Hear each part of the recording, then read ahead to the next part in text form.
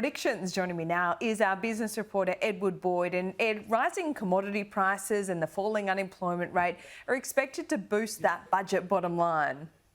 They are definitely, Laura. And the big one here is the unemployment rate, because in the month of February it fell to 4%. And it's expected potentially even as early as next month to fall below 4% for the first time since 1974. And that means less people on unemployment benefits and more people paying taxes. That's going to boost the budget bottom line, along with rising commodity prices. The big one at the moment is the coal price. Coal is about $450 to $650 a tonne for coal shipped out of the port of Newcastle. That is a big boost for the government's bottom line, along with iron ore, which is at about $150 a tonne at the moment, and they're expecting it to be much lower than that in their budget forecast. So Commonwealth Bank's prediction is the budget deficit's going to be $70 billion this year. The prediction in December at MyIFO was about a $100 billion deficit, so that's $30 billion better off. And the other bank that's also put out their updates is Westpac.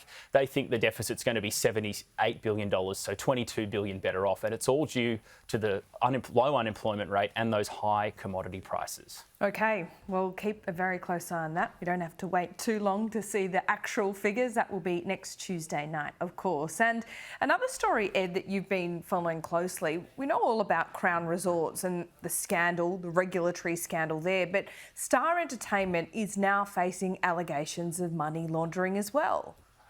Yeah, I think the general view from the market was it was only a matter of time before there was an inquiry into the Star Entertainment Group. It's not as big a company as Crown. Star have casinos in both Sydney and on the Gold Coast, but New South Wales Independent Liquor and Gaming Regulator, they're conducting their own inquiry right now with the powers of a Royal Commission. We've already seen some pretty troublesome things come up over the last few days of this inquiry. One of them is roughly $900 million in transactions through the Star's hotels were disguised as hotel expenses. The allegation is they were actually used for gambling. They also had a high roller that was interviewed yesterday who said on Monday, who said roughly $2.5 million of his hotel expenses they were charged to his hotel room. In reality, he says he was actually using them gambling.